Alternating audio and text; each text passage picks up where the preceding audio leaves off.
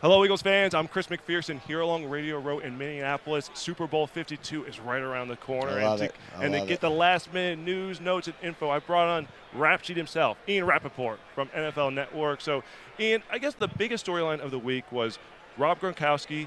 Will he play? Will he not play? All week long, I was like, he's going to play. I expect him to get cleared, but now that he has officially been cleared, it seems like all systems go, and he'll be ready to be 100% for Tom Brady and the New England offense. Yeah, and I think, everybody thought he would go, right? I mean, the Patriots game planned, I'm told, for him in it.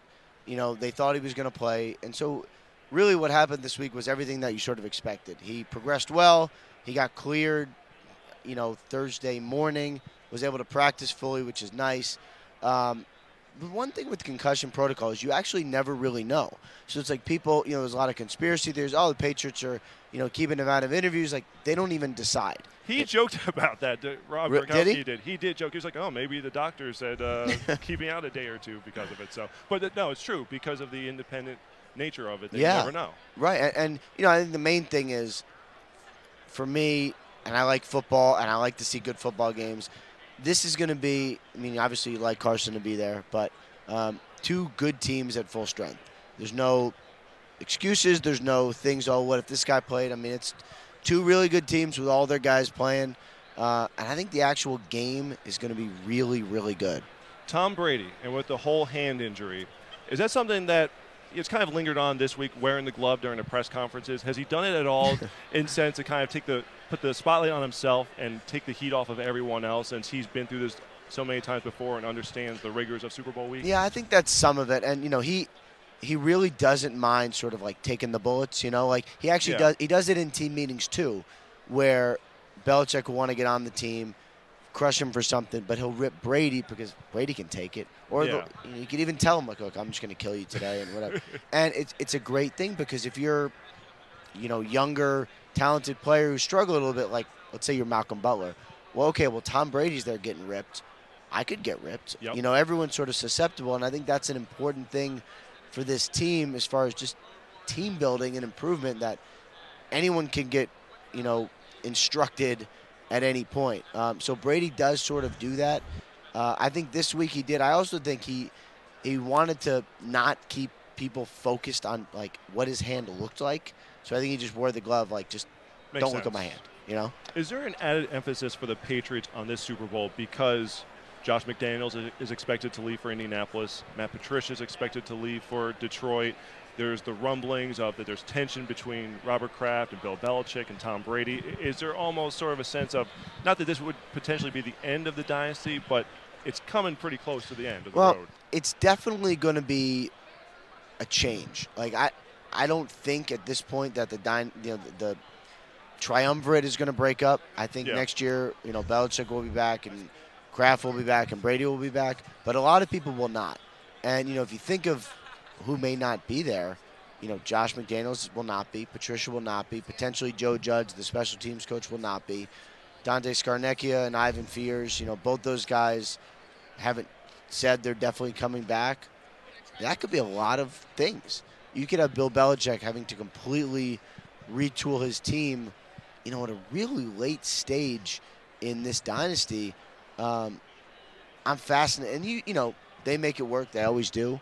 But I'm fascinated how they proceed. It's a challenge. You assume that they'll find the right guys to mix in there, but it's not always easy to find when you have to keep replacing them every couple of years. How do you think the Eagles have handled Super Bowl week with so many guys, especially Doug Pearson, only in his second year as a head coach?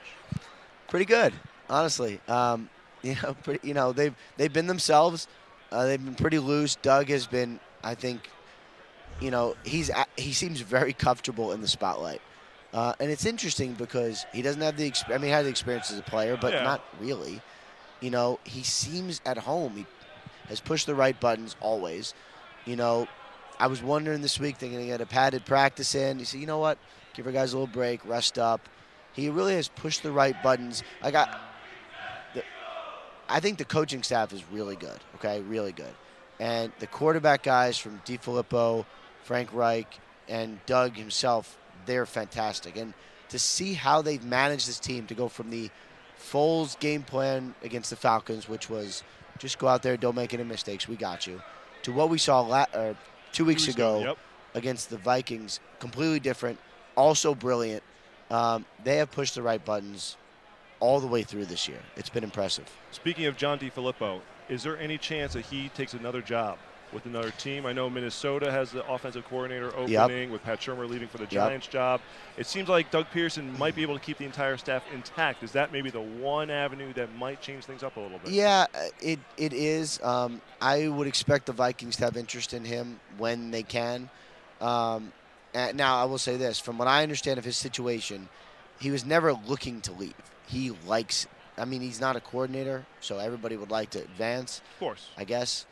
But he really likes it here. And Carson Wentz is a lot of the reason why. It was Doug Peterson too, but Carson Wentz is the best, and I think he likes working with him. So I don't think it's a situation where John DeFilippo wants to leave.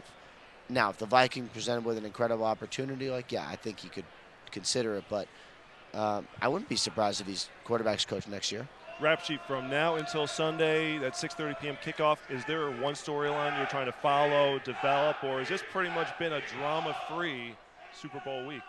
Well, things can always change in a second.